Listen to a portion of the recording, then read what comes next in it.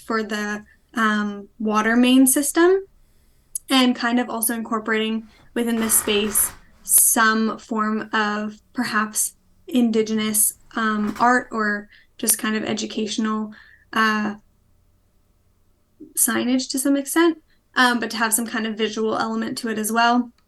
This is because with the research that we were doing, a lot of the kind of reconciliation efforts that have kind of been taken upon, like other municipalities have done, as well as that have been called for a little bit, have involved some form of being able to have some kind of autonomy and self-determination over land a little bit. And then also there's this whole element of food sovereignty as well. So that's where the idea of having kind of like a community garden came into the picture.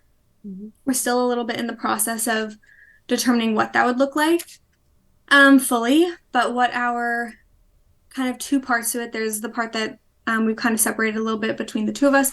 What Gordon's going to be working on is providing case studies and kind of looking at like a framework for what previous examples of collaboration with Indigenous nations has looked like, just as a kind of like stepping stone for like what that could be in the future if this kind of pilot project were to be implemented or kind of taken further. And then the other element of things that I'll be working on a little bit more is kind of like where this project could happen, more of the specifics around what it would kind of entail and how it involves just like the different elements about it. I'm just trying to find some of my other notes around it. And then also trying to quantify the benefit of um, a project like this as well. So we have a lot of people that we are currently trying to reach out to with it. Just current like Cease Weiss, who I think has another project in the city of New West, and Joanna. Oh, I don't remember her last name. And then Miriam Burnt. I don't know how to pronounce her last name, but we are in kind of collaboration with a lot of different people at the moment. So that's kind of the project kind of overview. If you guys have any thoughts that you'd love to share, feel free to. I'm trying to understand the project better. So it's a community garden that also has a rain garden component to it. Yeah, the Okay. we were looking at different like water catchment Hmm. projects and just kind of trying to see if we could involve some sort of um, element of like food sovereignty and like participation as well. Is the idea that for the rain garden component that some of that water will be used for the community garden, or it's Um, just that part, I don't know if we have kind of nailed out hmm the like details of it quite yet. hmm We are kind of starting to look at different projects that involved kind of natural filters within them or like natural like catchment areas. hmm Okay. So how is this one tying into kind of like the West End sewer separation water main project and just kind of like capital projects in general? Or are you just like have you kind of moved away from the tie to the West End work, or like how is that kind of like again tying back to the capital works projects and things like that? I think the fact that it in what we had envisioned with it is that it kind of some of the research that we were looking at was talking about how these forms of kind of greener um, water catchments are both more. Let me just pull up the notes that I made on them. Um, they're cheaper to implement and maintain than gray infrastructure like pipes. So that's kind of where we were having it tie into Right? hmm with the capital project is that the process currently is like a sewer and water main separation. So this was kind of just tying into the separation aspect of the water main. hmm So that was kind of the way that we had seen it in tying into the capital project side of things. Okay. As for location, that is something that I kind of want to discuss with you guys a little bit because we're trying to figure out um like part of the project would be where would be a suitable location for this pilot project. And I guess we were kind of curious if there was a desire or if you guys thought it should be connected to the current construction that's happening on with the like sewer separation and the water main, or if it's like more can expand into where those projects will eventually go to, like if we have more um, liberty with that. Yeah. Yeah, and I think if I remember correctly, and it kind of fell off my radar to talk to George about it, but I think we had talked about the opportunity of potentially taking a look at the site in the West End sewer water separation project. And Yeah. George, I don't know if you know of any opportunities to if there's any site visits or anything like that that could be arranged to help out, the students with this project, or if there's any other sites maybe that you think that might be appropriate just to take a look at that could help Um, visualize? I mean, right now, there's not much happening. Right. Uh, uh, we're just in the process of awarding a big contract to basically the construction contract, and then construction probably won't start until um, maybe in a couple months. So, I mean, yeah, we can tour the area, but I kind of like where this is going. Yeah. I'm trying to figure out the community garden part of it and how that integrates into this West End project.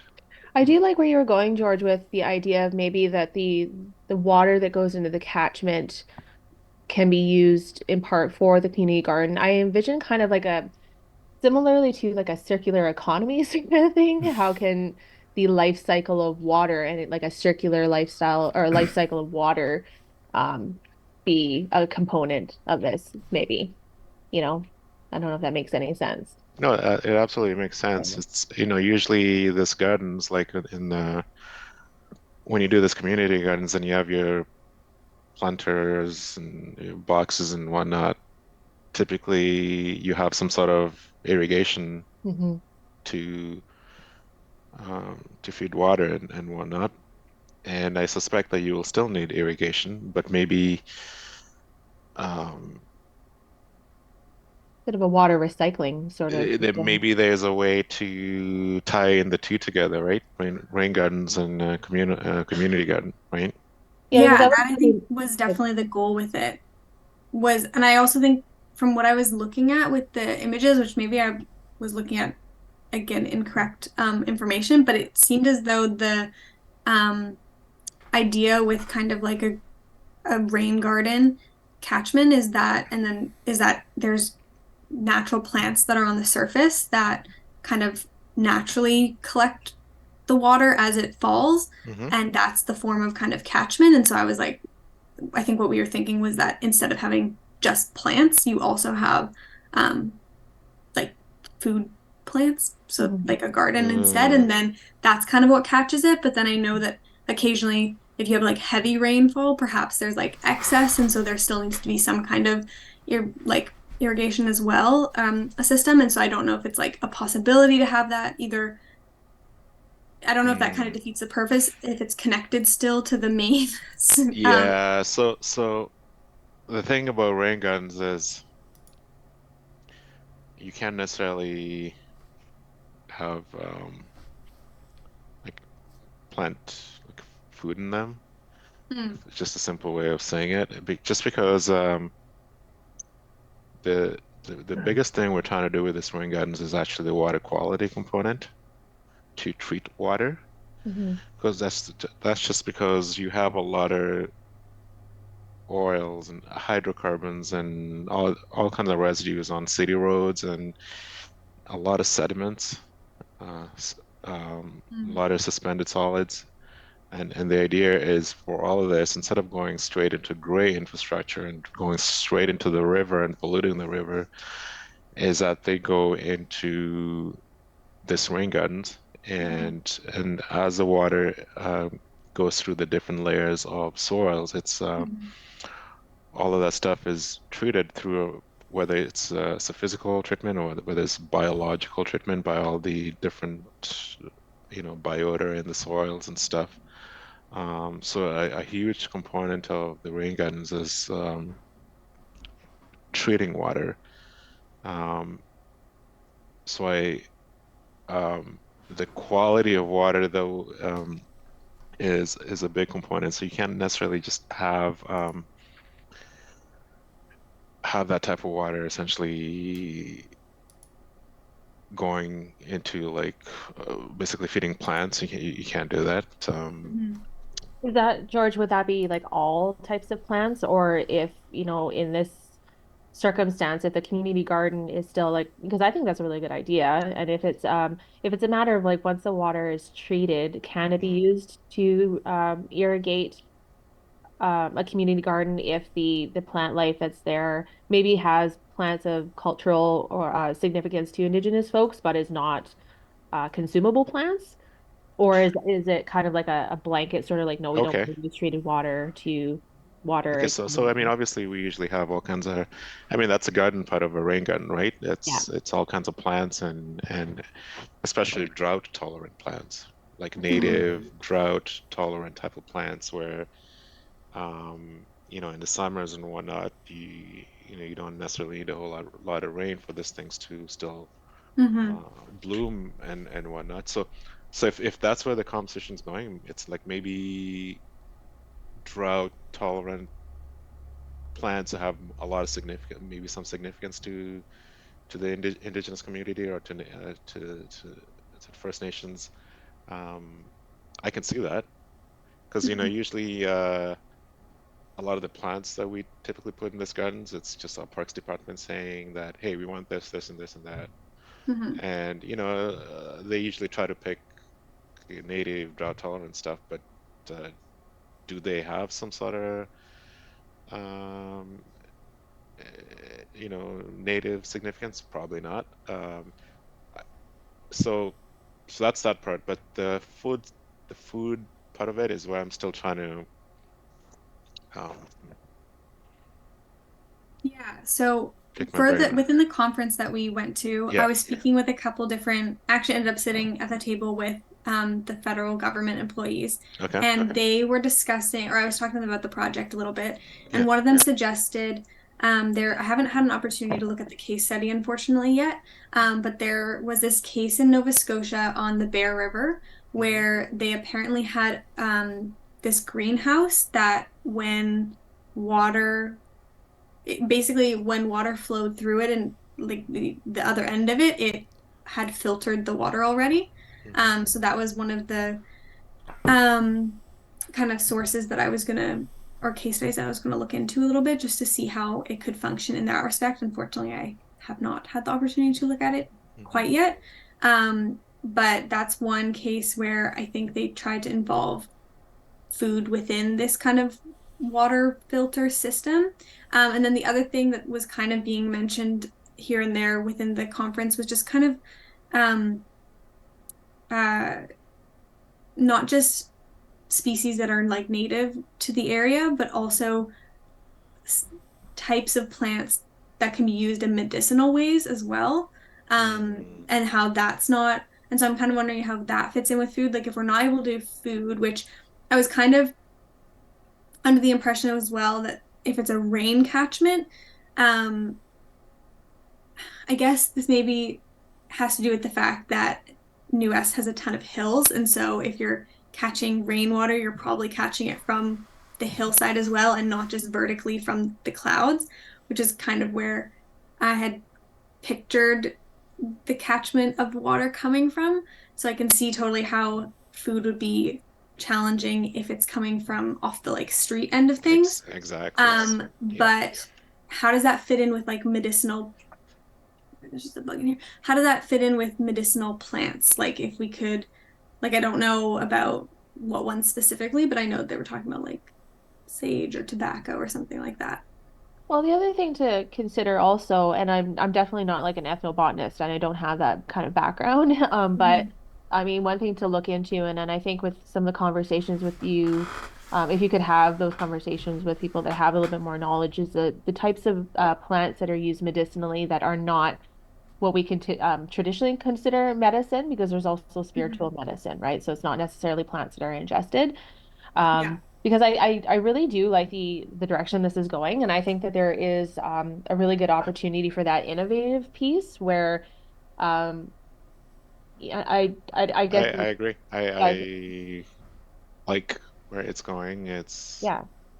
Because I don't think it's not doable because I think that, yeah. and I'm not an expert on this either, but Mhm. I mean, if you have a rain garden, and the purpose of the rain garden is filtration and treatment of the water, is there a way that we could look at that innovatively and that treated water could be again recycled and used in a community garden? If it's a matter of safety around growing ingestible plants, then obviously that's one thing. But if it's Mhm. looking at different kinds of plant life that are significant to Indigenous communities for various spiritual practices or just culturally important, um, yeah, I think that's a really cool direction to go to. So yeah. It's funny we're talking about this, Megan, because I just got out of a meeting about the West End like half an hour ago. We're talking about rain gardens in the West End, and we're supposed to do 24 of them. Right now, we Mhm. can only come up with 20. So we're trying to figure out where we'd put this other four remaining ones. Oh. And this four remaining ones, we're trying to think that maybe some of them will just because the whole purpose of a rain gun is not just to treat water, but also to kind of absorb the water and kind of send it back into the natural aquifers and whatnot. Hmm. But in some cases, you have existing infrastructure like water mains or something Hmm. that would be Mhm. sitting right underneath the rain garden. And when you Mhm. have something like that, you can't have the water going back into the ground. You basically have to have like an impermeable liner Mhm. and send Mhm. that water after it's been treated back into the storm sewer. So now, if we can take that treated water instead of sending it to like a storm sewer back into the storm sewer, we can do something more creative with it, like what you're talking about. Um, I could see that. Uh, I could see that happening. Let's just say that. Yeah, I think So that's a really cool maybe idea. maybe recycle that water somehow, treat it, recycle it, and use it for. Um, it's just a space now. Well, there's that innovation piece. Like, how do you make it work in a small space, right? Because we're talking about putting the stuff in city right of way, which the roads take up the biggest component, and you have a couple boulevards, right, on either Mhm. side. So how do you try to fit this into this boulevards? I can see the like like Megan was saying, like maybe the spiritual and medicinal plant stuff. Mhm. I Mhm. still don't see the food component quite working. Yeah, I think if we Um, can't, I'm gonna go look at that case study from Nova Scotia and just see kind of like what they talked about and see what I can find with that. But I think that mhm. if we are pivoting from kind of having it be more around food to be more around medicinal plants that are not necessarily ingestible but can be kind of like communally used, I think that that's also um, something that works. I think the aspect that we're kind of trying to go for with the food aspect of things was more that you could have collaboration from citizens just or residents within like on the kind of plots of land or little areas that we're kind of converting. And I think that also so I think yeah, I think that it's more just being able to use what the garden is producing and also having some kind of um way of like tending to it in a way if that's a possibility as well. Well, I think there's also opportunities to have that kind of community stewardship Hmm. with maybe promoting like an education piece, because I Hmm. think that there's a couple different things that could be really interesting to community members around issues surrounding water and how we catch water, how we filter water, how we use water, the entity of water, because again, I think that was something that we talked about at our student mentor lunch too, Zoe, is about the spiritual connection of Indigenous people to water, and oftentimes in Indigenous cultures, the water is actually looked at as a like a being, like Hmm.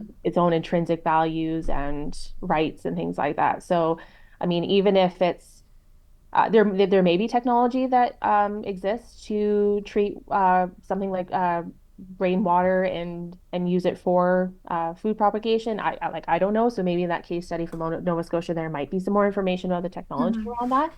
But even if that's something that's kind of like a non-go, and you do Hmm. pivot more towards maybe looking at plants that are culturally or spiritually significant, that maybe are not ingestible plants, but there's still that education piece that's available and something to look into as well that can promote that, like I said, that community stewardship and connection to um, green rainwater infrastructure. Because I know that is a challenge oftentimes when we think about green rainwater infrastructure and what we imagine that looks like. And when you see it in practice, it's not as pretty as what people think it's going to be, too. So a lot of times people look at, rain gardens and boulevards and things like that that are, you know, in use for that and they're like, oh, it's kind of ugly. It just looks like a bunch of weeds and stuff like that. But I mean, if you um, include some sort of interactive element to it, where people are invited into the space and invited to interact with a space in a community garden that's being fed and watered by rainwater infrastructure, then I mean that's something to explore as well.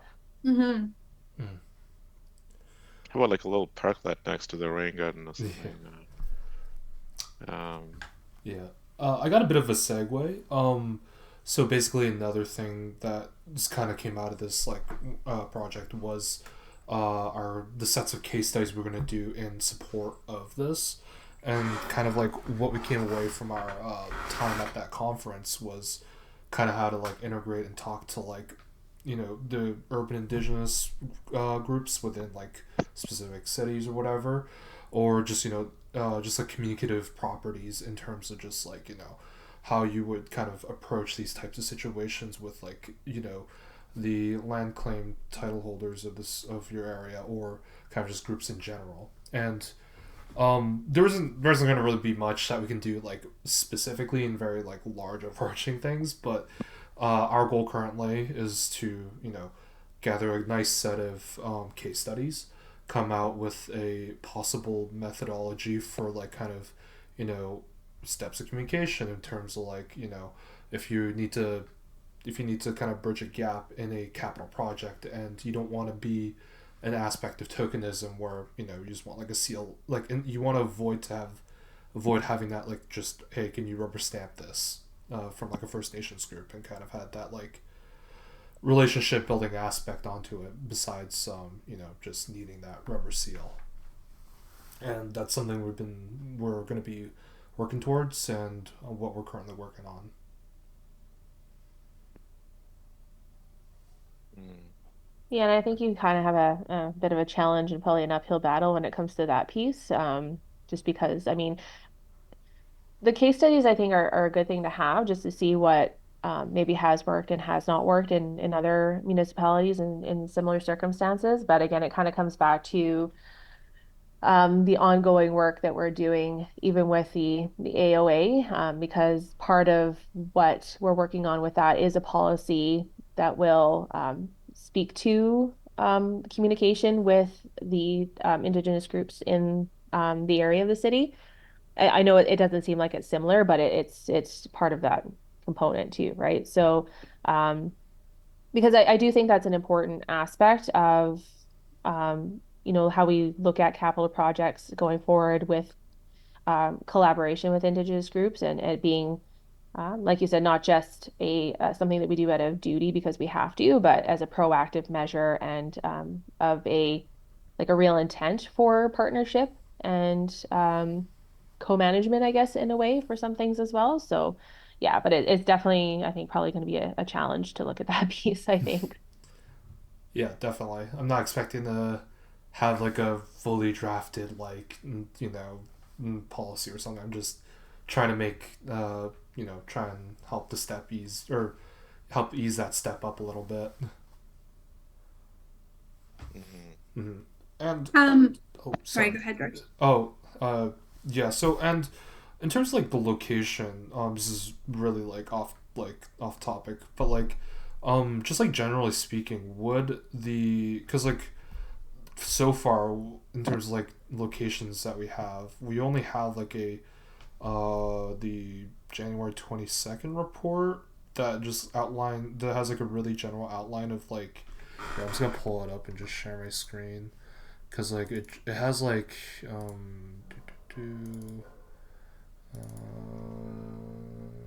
share screen. Where's share screen? Share screen and share. Can you all see my screen? Yes, I can see it. Yep. So currently the closest thing to a map we have is this engineering report, and it just down in like the archaeological impact areas, it kind of gave us like 4 zones. I don't know if this is even like how closely related these zones are to the West End sewer project. So the I was West just End really Sewer curious. Project is in that area bounded by Orange. Oh, okay. So this orange area is just the sewer project That's currently, the right? entire sewer project is in all that area, and all the streets, so 18, 16, 7th, Hamilton. We're putting in sewers and water mains, as well as rain gardens in different areas within that orange boundary area. Now, Oh, okay. what the yellow and the purple is kind of the areas where there's some identified archaeological potential where we have to do further studies and monitoring and digs, etc., as required by the province, Hmm. just because they're more higher potential sites based on, um, you know, the archaeological registry, what the province has. So right now we kind of have an idea of where the rain gardens will go.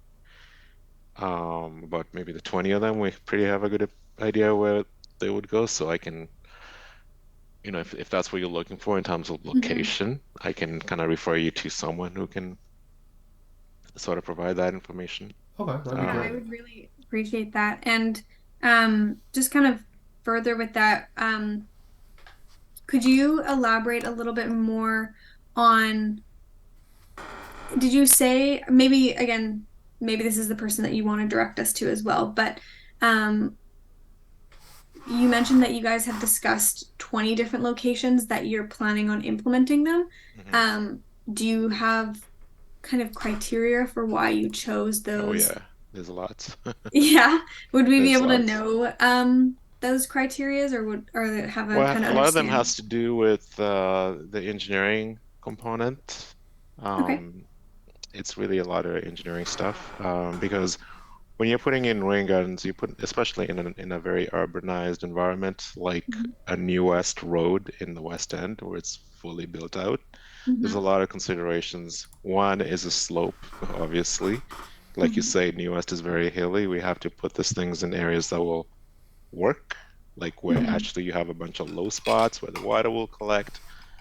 And, go into the garden, you have to think about things like existing infrastructure in the area, like, things like trees, existing utilities, things that might potentially be constraints. You have to think about the infiltration potential of that particular soil, like the geology in the area. So a lot of the criteria is engineering related. There's a bunch of Technical. transportation related criteria, but yeah, if you want to take a look at the we did a conceptual design probably 2 years ago, and that kind of laid out how we got to today in terms of all the different locations. If you want to see that, I can send that to you. Definitely But it's interesting. mainly engineering related. If That would still be great. Yeah, that'd be I'd great. Okay. appreciate that.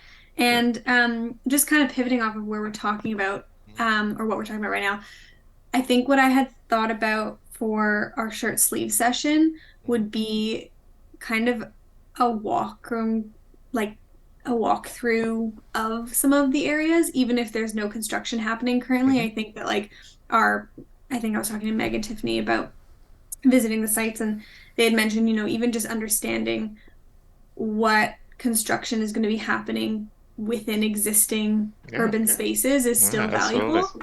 And That's so if for this coming Thursday, something that like could be very interesting is if we went to some of the locations you guys are currently thinking of implementing water gardens in, and then or rain gardens, and um perhaps even talking through some of the considerations of why that was a space that seemed like a good fit for it. Um, if that is something that like we have the flexibility, just as a preface as well, time wise on when it happens. Um, but we do preferably if we could figure something out by the end of this meeting of when we should ask everyone to kind of meet in New West would be great, just so that we can give everyone in our class a heads up on that. Mhm. Um, so I don't know what your guys' availability looks like on Thursday. Again, if it's non-existent, we can ask to see if we can switch it around for the following week. But even if there's like half an hour of time, I think that that's still valuable. George, your schedule's typically busier than mine, although that Thursday is kind of a busy day for me, but I can probably eke out some time. So what do you think? half an hour. I can see a spot around 3:30. Okay. Yeah, I can do I that as think well. Yeah. 3:30. Um, I don't think that's because like we have a class at 5 and we want to give we everybody have a class at 5:30. 5. Oh, right, 5:30. I keep forgetting that. So if we can, Yeah, I that's think good. that basically our time constraint is we should probably give everyone like an hour to get back. Yeah. But like if 3:30 works for So George and actually, Megan, at then 3 o'clock. I don't know. 3 o'clock might work too. whatever works for I you, I just have think. a meeting ending at 3, so I should be able to make it there in 5 minutes. Okay. I Or I can mean, leave That's 5 minutes the earlier. Yeah. George, is that our department meeting? That one or the Uh, ICP? yeah, we have a joint meeting. Actually, yeah, you're right. There's a joint meeting until 3:30 there, But if but we is we can there, probably step out earlier if we want. yeah, I was Yeah, gonna Megan. say we Yeah. should talk to Paku and see if we have to leave hmm early. We can Yeah. also say 3:30, like if that works for you guys. I don't know if you were discussing around the time of that, but 3:30 would work. I mean, like I said, it doesn't have to be super long, because we can kind of talk about some other components afterwards. I think it's yeah. um, just kind of, again, I think if we could go to a site where you guys have discussed having a rain garden and talk about the considerations with that, and then perhaps the shirt sleeve session, the goals of it is just to have you guys provide some discussion around what challenges you see to the issue of incorporating reconciliation and indigeneity into capital projects. So if that can be included in as well, then it's kind of just a very, I think, open format based session. Yeah, the first part is okay. We can do that. The second part, where we're trying to figure out how to incorporate, um, indigenous, and native, aspects into our capital projects. That part of it is in basically, just to say it in a short way, it's not really up to us. If it's a big thing, if you wanna say that, and it involves a lot. It's not even engineering. It's more of a corporate thing. So I do not know. It's a good idea. It's something that obviously we would like to do. It's just how to get there. I'm not even sure that we can guide that discussion. It's I think that that's actually exactly what they want to like have the discussion be based around is what are the like current like blockages to that kind of incorporation and like why it doesn't exist. So I don't think it like necessarily has to be you providing like here's how we solve it, more just like here's why it hasn't been done well already. we're like Megan said, we're doing some aspects of that, like through the citywide AOA, right? We're identifying how we're going to be proactive in terms of when it comes to capital projects and operation projects to do all the like upfront like advanced work needed in order to satisfy First Nations interests and whatnot before we go in. And so that part of it we're already kind of doing. I think what I was trying to say is the part of it where now we're starting to talk about potentially like incorporating First Nations or Indigenous aspects in all capital projects when it comes to like budgets and things like that. So I think maybe we want to narrow down which aspect we're kind of talking about. Are we talking about just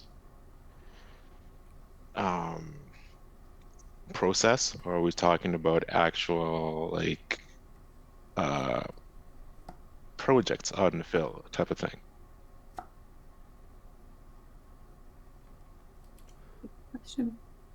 Uh, Yeah, go ahead, Gordon. yeah, I think processes would probably be the best part because just in terms of specific projects, I think it's like a little less important. I'd say not saying it's a little less important, but I think it'd be more valuable for everybody to have an understanding of what's going on in the AOA, kind of how you guys are thinking about things, just thought process, basically. Okay, so in that case, I think Megan can easily speak to that in terms of what we're doing with the citywide AOA and things like that, et cetera, et cetera.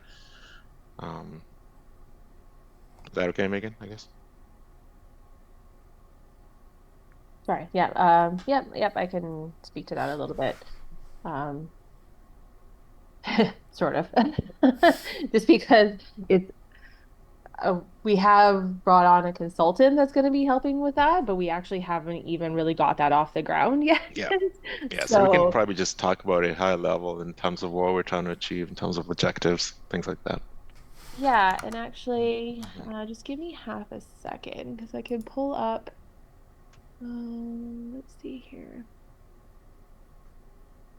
Oops. I'm just gonna pull up one document that'll help to kind of pave the way to explain what it is that we're doing. So, it's going to, what the consultant is basically going to be helping us with this entire project. It's going to be the AOA, so the Archaeological Overview Assessment, and then we'll be providing sort of professional documents on archaeological and heritage management policy, chance find management plan, and providing like education to staff on what that looks like and how that is the procedures around that.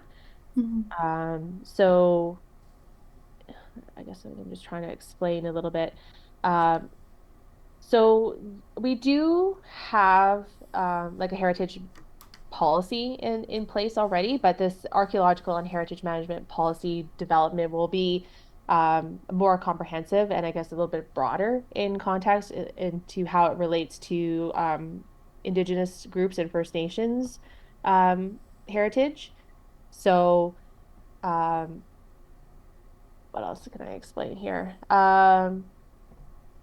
Yeah, and so it'll be a little bit more of a comprehensive overview of how the city manages projects within these culturally important heritage zones and developing a comprehensive policy of what we do step by step And part of that policy piece will be the education piece of training staff on what we do step by step before we engage in any kind of capital works projects or operational projects.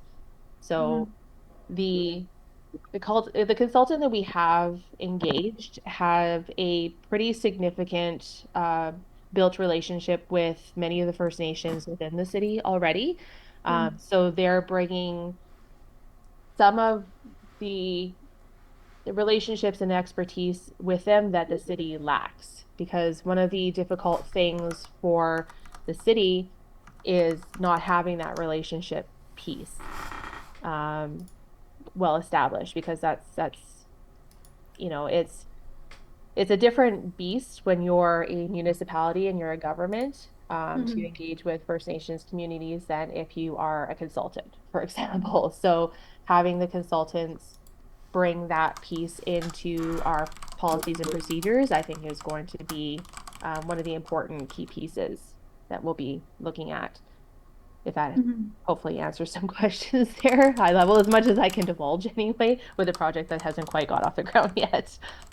Yeah, no, I think that's great, and I think that would be really valuable to have at the shirt sleeve session. Yeah. I think even I don't know if you guys have any connection with which or like, you know what, actually I'm going to rephrase what I was going to say. Um that sounds great. I think that if for the shirt sleeve session, if we can have George speak on why certain or the sites that one site, let's say, we're visiting is being chosen as a rain garden, and then Megan, if you can speak to just some forms of like the collaboration that's currently underway, and perhaps, yeah, just some, I don't know if challenges is the right word, but just some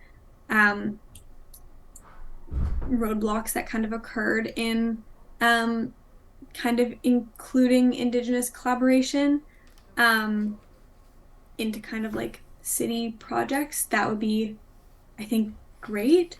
I also am just curious, just want to nail down before we, I don't know if the meeting's coming to an end, I'm just aware of the time, but just where, so we're meeting at 3:30, we said, but have we decided on the location? Is there any suggestions that you have, George, for a specific site that we should visit?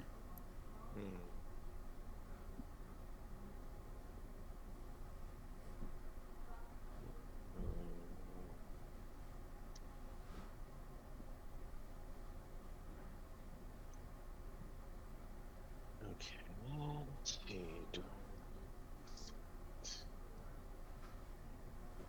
And then just while you're looking at that, Megan, I had a quick question about something that you'd said during what you were just explaining with the AOA. You said that the consultant had connections and ties to, I don't know if you said local Indigenous communities, but you said Indigenous communities. And I was wondering if you were talking about like urban Indigenous communities, or if you're talking about more, if you're talking about, what's the word I'm looking for? More the like formal nations, because something that was being talked about a lot within the conference that we went to was including urban Indigenous communities into just like kind of conversations, which can be challenging because they're not necessarily part of the Indigenous nations that are like they were kind of talking a little bit more in Vancouver rather than New West, which has more specifically three nations, and just like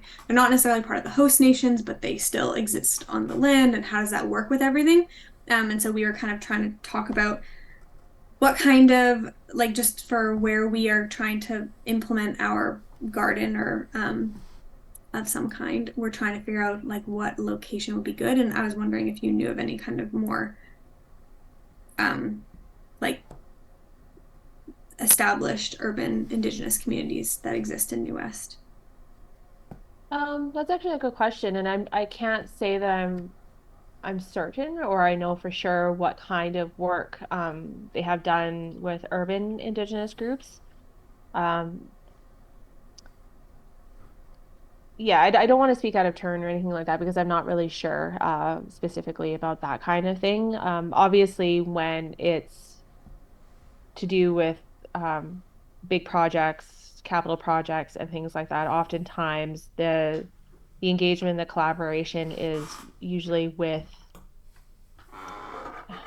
like the host nations or the actual nation governing bodies and things like that, as opposed to, I guess, how would you term it, more like grassroots or urban indigenous groups.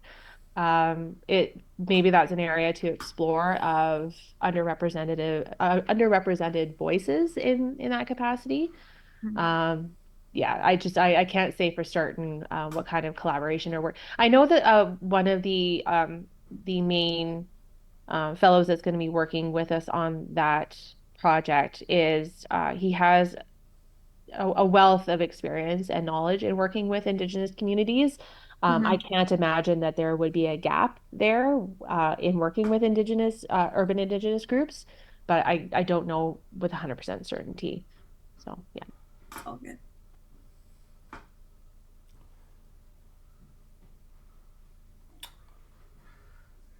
Um, What do you think, George? Did you find a suitable location, do you think?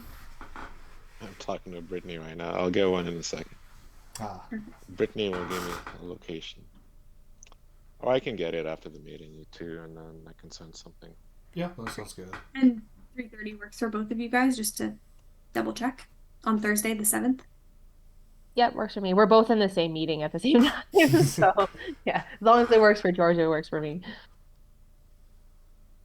Works Yeah, for you, we'll George. we'll meet somewhere on 18th Street, and I'll figure out something. Okay, Okay. that sounds good. Um, so as for um where we kind of try to determine the location for our possible guard or pilot project, I'll just keep calling it that. Um, within that orange space that Gordon had pulled up, or the map where the sewer separation and water main separation is happening, um, have you guys determined, like, I'm assuming that's the area that you guys have been looking in at for all of the rain gardens that you guys are talking about? I could be wrong though. Sorry. All Sorry, can you good. repeat that question again? Sorry. I was wondering where you guys have currently been looking.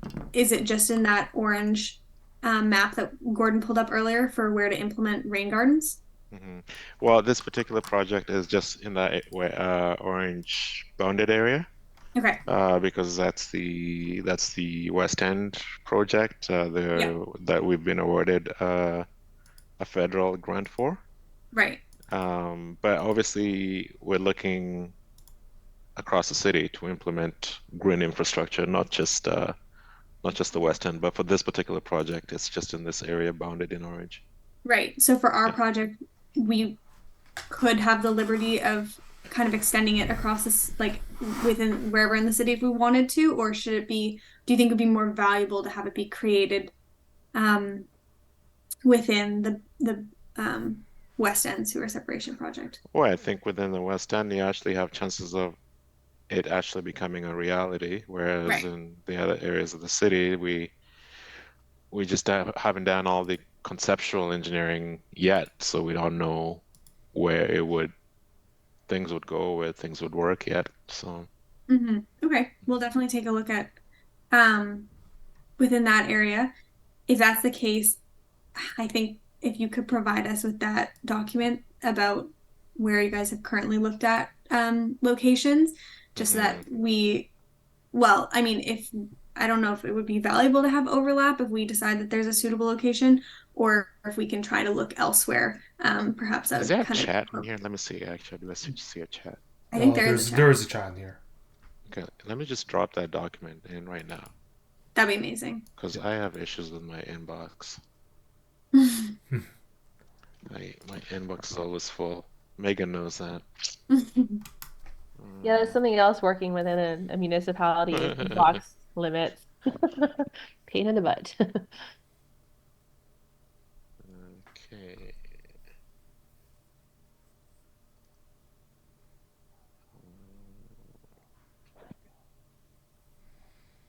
Is there a like easier way that you would prefer for us to get in touch with you guys, or does email still work for that then?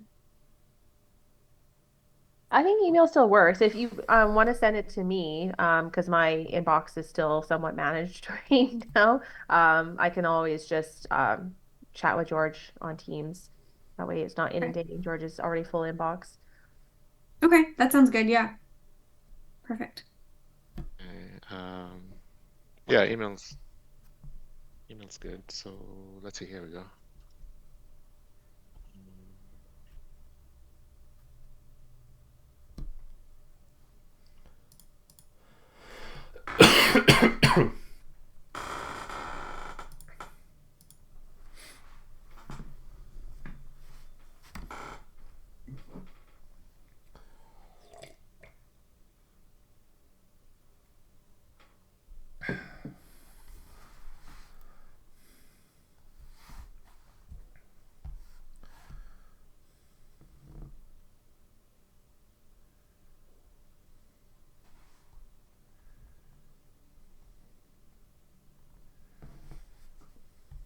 So sorry, as I try to send this to you, is there anything else you guys wanted to Um, talk about? I think I think that's it's it. good on my end. Yeah. Yeah. I think we just wanted to, maybe last thing, just unless we want to coordinate again via email, but just having a location to kind of let our class know where to meet on Thursday would be great. Um, 18th but if Street, that's right? not 100%, like if we can't get that right this second, that's not like urgent since we do have a time at the moment. And that's kind of the more valuable part that we wanted to walk away with. And I think that we have a bit of a outline for what the shirt sleeve session can look like as well. Um,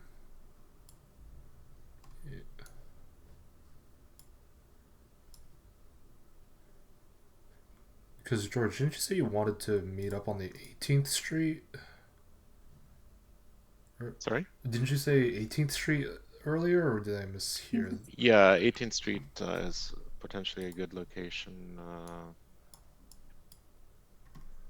Uh, 18th and 8th Avenue. I'll narrow it down and okay, that sounds good. You can get back to us on that one.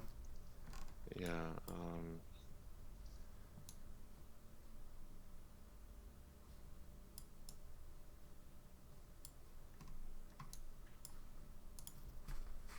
Okay.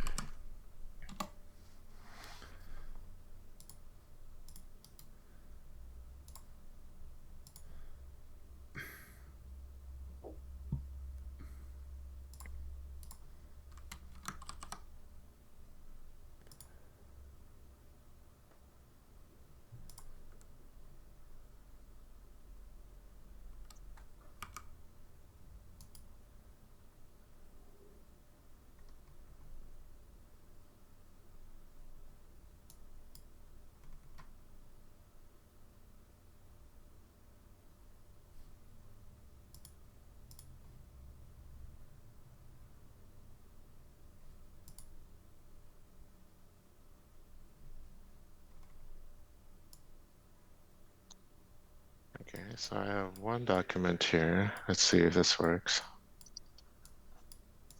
Ooh, that's a big document. But let me find the actually. Okay, it's coming through. That's for 16th Street.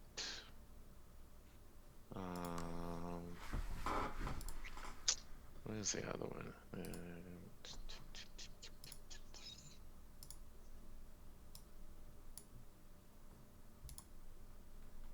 Did you get that one? Yep, We did. we got it.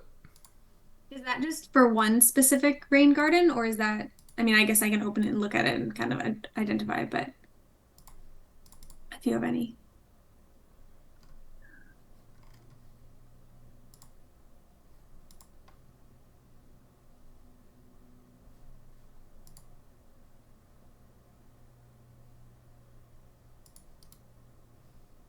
Okay, I have another one here. This is where we'll meet. Let's look at. I'll show you.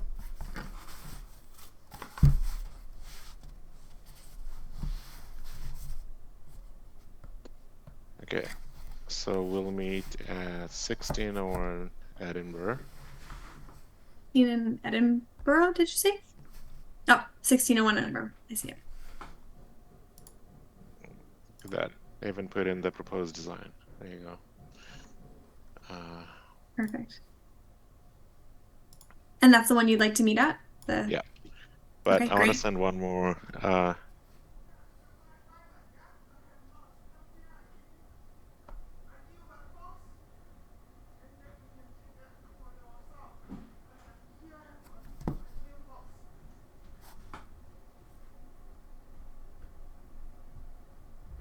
Just bear with me 1 minute. And I'll send it. Okay.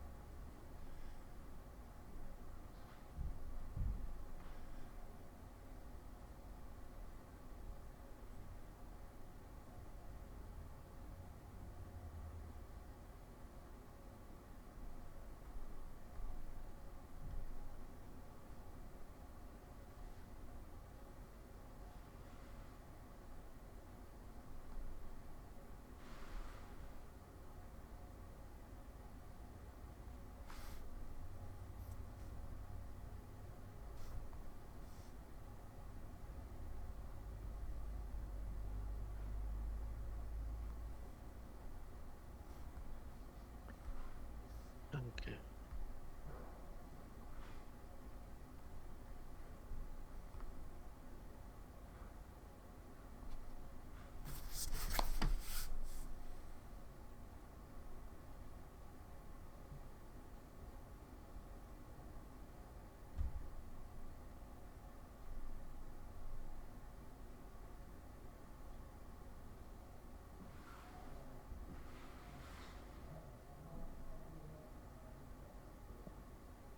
All right, I got it. I'll just put it in here. Perfect. Thank you. Sounds good.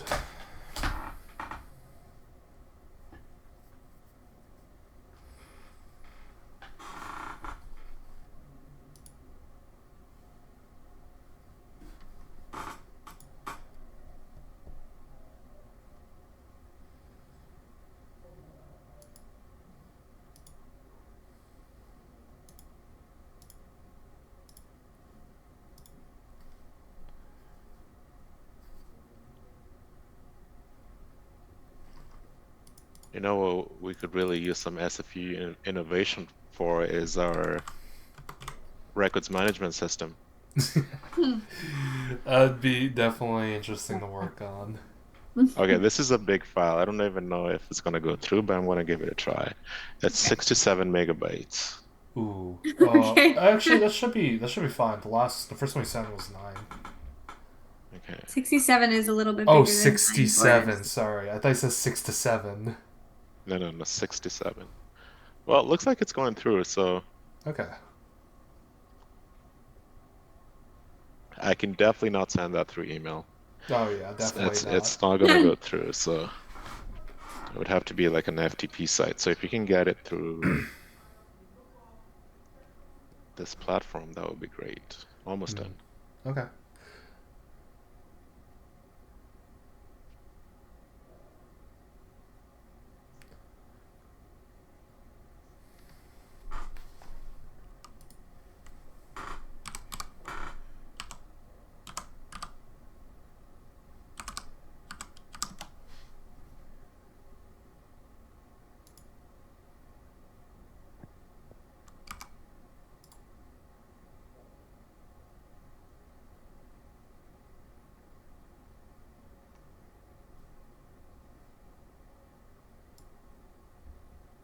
Or do you guys have like a FTP shared site or something? I think we could do. Does the city have a OneDrive for you guys?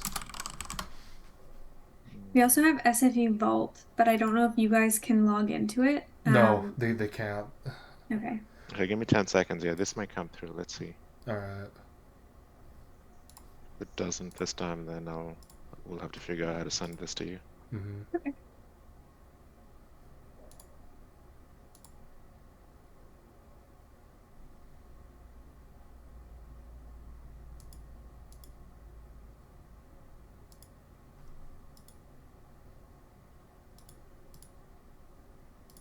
Oh, there you go. Oh, sick. Got Come it. through? Yeah. Yeah, we got it. Okay, little awesome. bit. Well, there you go. Thank you. Okay, so Thank you. we'll aim for 3:30 on Thursday Yep. at Edinburgh. At 1601 Edinburgh. Yep. That's perfect. 1601 Edinburgh. All right, gotcha. And Gordon, if you can just not close the Zoom link until I think that if that's all, George and Megan, you guys are good to go if you'd like. But if you could just not close it till I download this document, that'd be Oh, great. I have it. I have it downloaded already. I can share it. Well, it's okay. I have it Alright. downloading. It's just taking a second.